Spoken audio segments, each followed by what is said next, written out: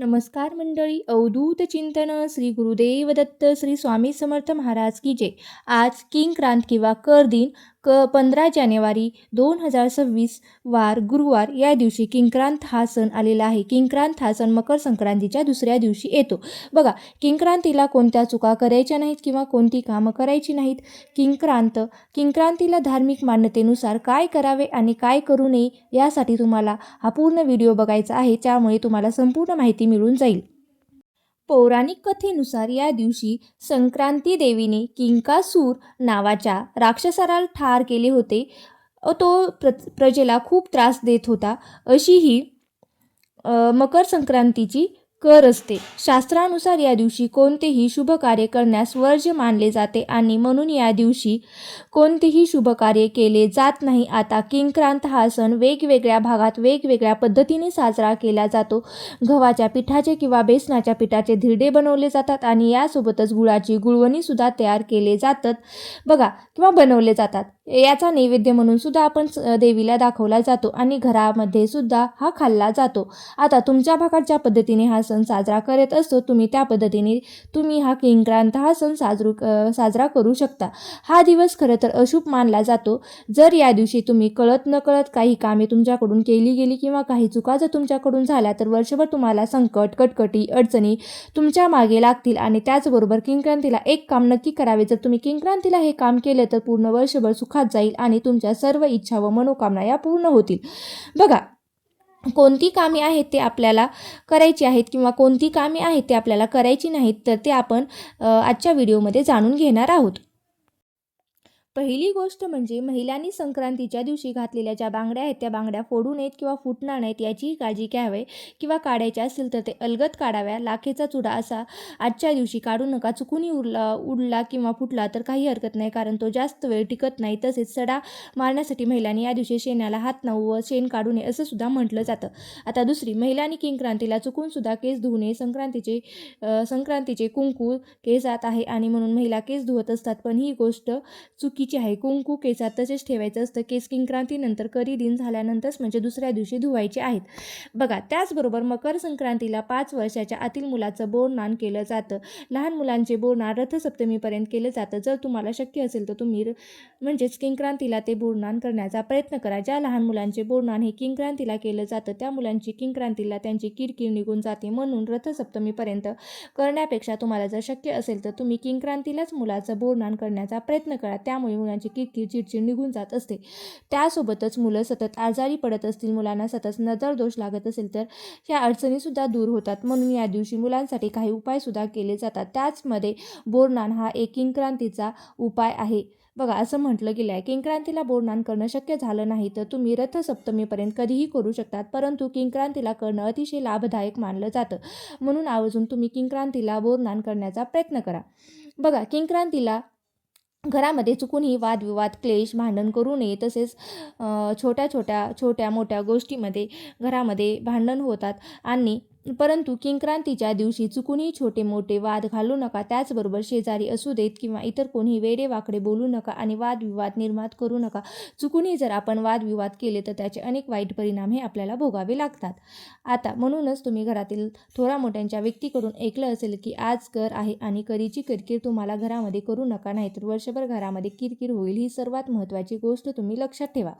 आता किंक्रांतीचा एक दिवस सोडून तुम्ही वाण आणि दान देऊ शकतात. मात्र त्यानंतर रथसप्तमीपर्यंत तुम्ही हळदी कुंकू करू शकतात, परंतु किंक्रांतीला मात्र दान देखील हे करू नये. तसेच किंक्रांतीला कोणतेही शुभ कार्य केले जात नाहीत. शुभ कार्य म्हणजे काय तर बघा, किंक्रांतीला हळदी कुंकू करू नये. किंक्रांती झाल्यानंतर हळदी कुंकू करावे, म्हणजेच किंक्रांतीला हळदी कुंकू करू नये. त्याचबरोबर गृहप्रवेश असेल, कलशपूषण असेल किंवा एखादे घर कामासाठी घरासाठी एखादी खरेदी करणारी वस्तू असेल, यासारख्या शुभ कोणत्याही गोष्टी करायच्या नाहीत. तसेच किंक्रांतीच्या दिवशी म्हणजे करी दिनाच्या दिवशी आपल्याला अजिबात करायच्या नाहीत.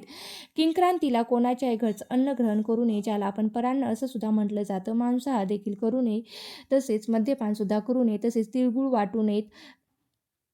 केस कापणे नयेत. सूर्योदयानंतर केस विंचरणे टाळावे. या दिवशी शेणात हातही घालू नये. घरामध्ये शांतताने संयम ठेवावा, नाही तर वर्षभर कटकटी होतात आणि त्यामुळे हा दिवस तुम्हाला अतिशय चांगल्या पद्धतीने घालवायचा आहे. आपल्या तोंडावर हा संयम ठेवायचा आहे.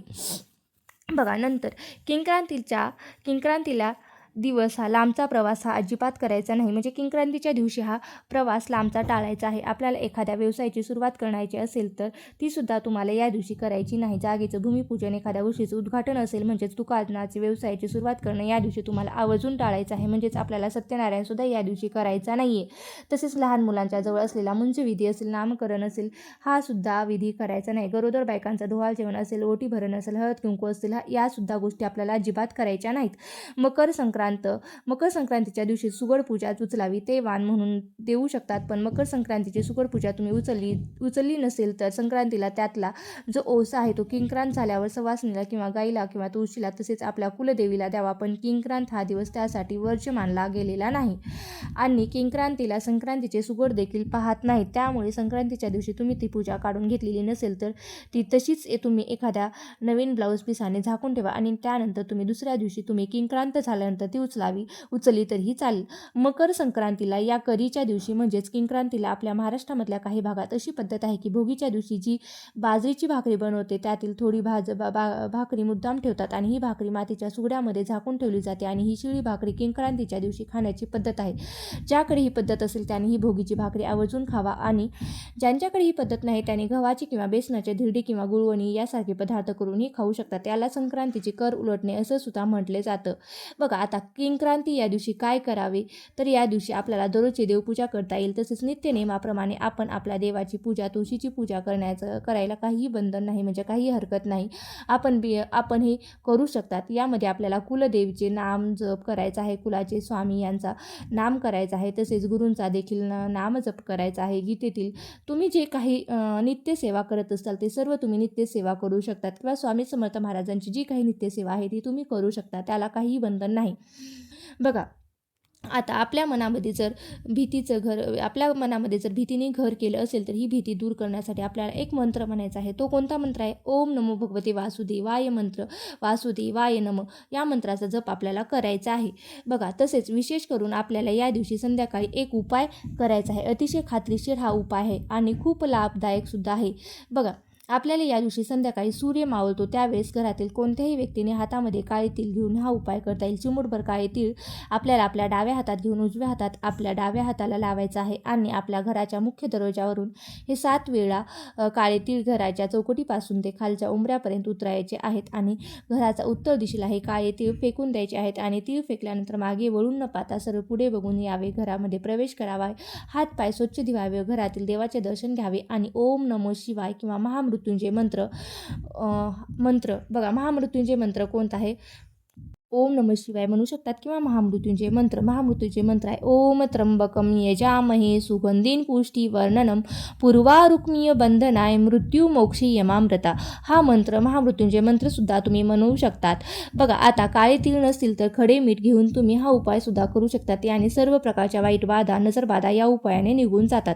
बघा कर म्हणजे काय तर वर्षभरामध्ये 12 महिने असतात. 12 महिन्यामध्ये 12 संक्रांती होतात. राशीसुद्धा 12 आहेत. त्यामुळे की मकर व कर्क हे संक्रमणे महत्त्वाची मानली जातात. कारण पौषमधील मकर संक्रमण हे उत्तरायणाचा व आषाढमधील कर्क संक्रमण दक्षिणायाचा आरंभ करतात. जेव्हा कर्क राशींची संक्रांत येते त्या दिवशी संक्रांतीनंतरचा दुसरा दिवस सुद्धा आपण करी दिन म्हणून साजरा केला जातो किंवा किंक्रांत म्हणून साजरा केला जातो. अशा पद्धतीने वर्षभरात एकूण 7 तिथी आहेत की ते आपल्याला कर दिन म्हणून पाळायचे असतात. आता जेव्हा सर्व करींचे नियम सारखेच आहेत किंवा जेव्हा ही कर दिन येईल तेव्हा आपल्याला काही काम जे आहे ते आपल्याला वर्ज्य करायचे आहेत. जर तुम्हाला हा माहितीपूर्ण व्हिडिओ आवडला असेल तर नक्की माझ्या व्हिडिओला एक लाईक करा आणि चॅनलवरती नवीन असाल तर चॅनलला सबस्क्राईब करायला विसरू नका आणि व्हिडिओ शेवटपर्यंत पाहिल्याबद्दल मी अगदी तुमची मनापासून खूप खूप आभारी आहे. धन्यवाद. श्री स्वामी समर्थ. जय जय स्वामी समर्थ.